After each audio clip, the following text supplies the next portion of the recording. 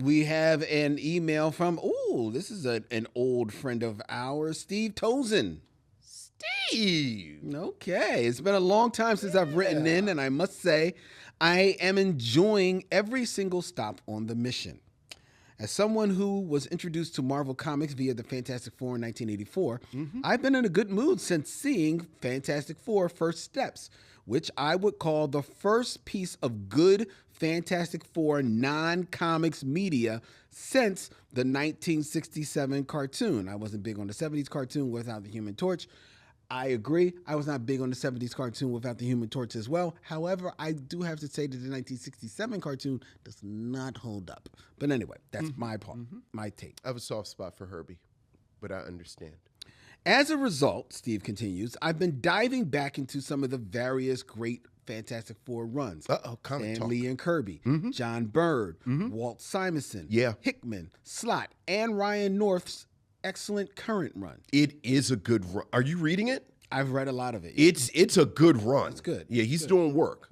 The debate you guys had regarding the age gap between Reed and Sue Richard caught my attention as, like Len, I didn't know it to be canon, nor did I think that it was important. I was quite incorrect. Yes, and let me take this moment right now. That's right. To point out that Vincent did correct me and show me the panel in John Byrne's run where it is, he clearly indicates that Reed Richards, gray temples and all, was introduced to a young toddler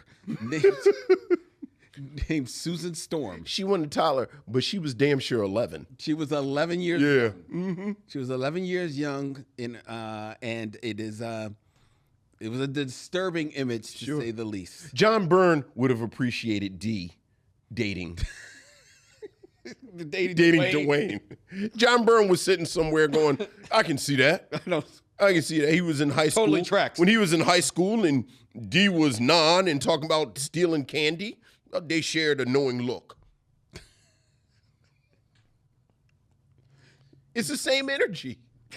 It's the exact same energy. Okay. Wait a minute. Let me just ask this question. Okay. All right. What's your question?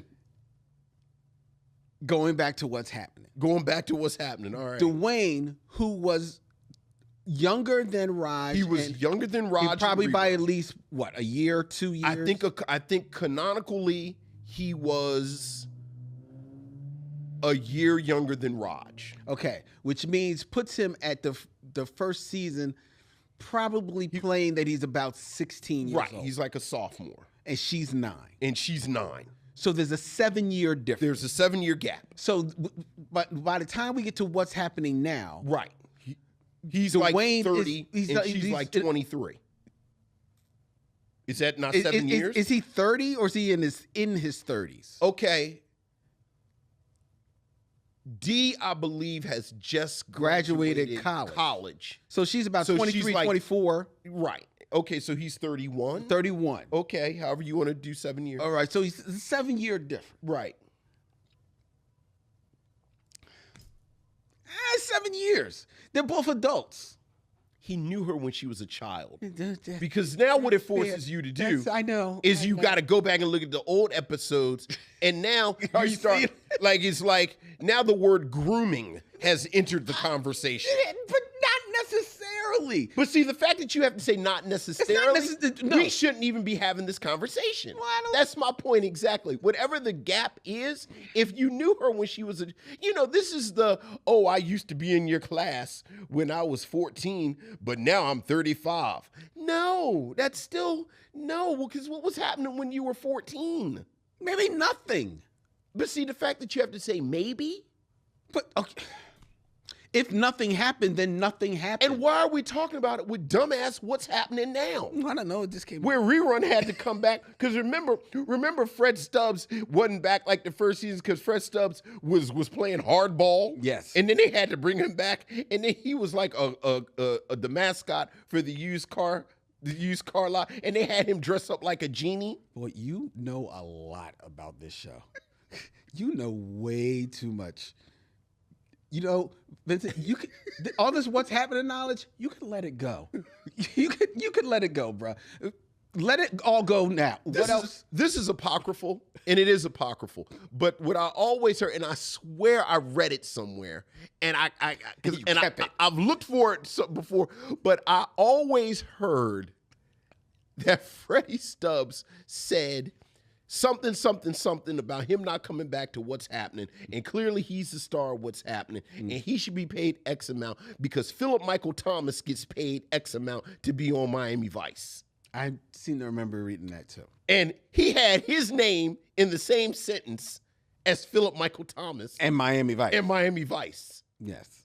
And even as however old we were when What's Happening Now, like I was reading it in the Ebony magazine or like Jet.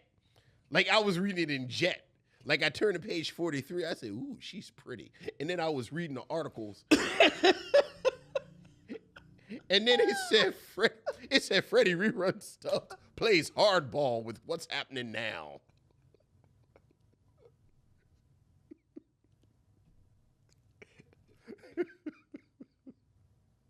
And then you went back to 43. Went back to page 43. Well, she's really pretty. Is Karen Jenkins of Detroit, Michigan. Her hobbies include photography, crossword puzzles, and she's a stewardess.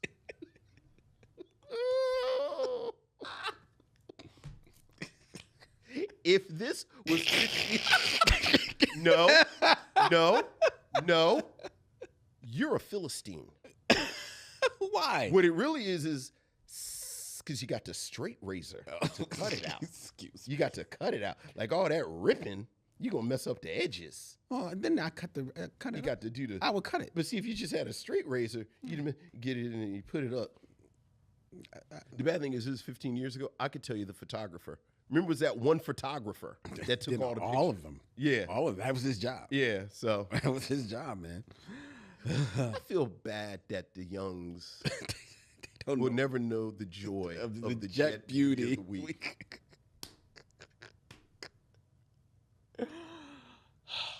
Okay. Oh, we're in the middle of the email.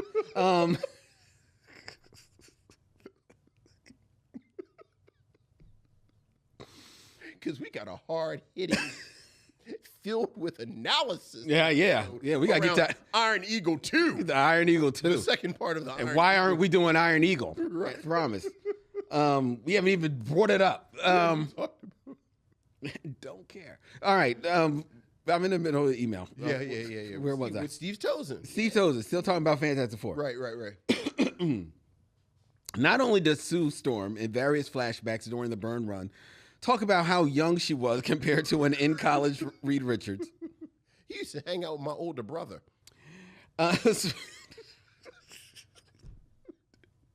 Older brother Dwayne. My older brother Rod. Right. But specifically in Fantastic Four 283, while torturing her, the Psycho Man overwhelms her with a device implanting more fear into her mind, specifically spreading a message of fear that the gulf of years between yourself and your husband creates in his mind the image of you as a foolish child, undeserving of his love. I do remember this as well. Thus, among many other events, is direct motivation for Sue 1 issue later after defeating Psycho Man to forever changing her name from the Invisible Girl to the Invincible Woman. Oh, wow. I'm sure the sliding Marvel timescale has shortened the gap of their age since that time, but I wanted to share my findings as not only this is an important moment in Fantastic Four history, but in the various media appearances made by the current movie's cast. They had very strong reactions to the story and costume of Sue's other identity, Malice, who was introduced in the above storyline, with Vanessa Kirby expressing a desire to play that version of Sue Richards one day.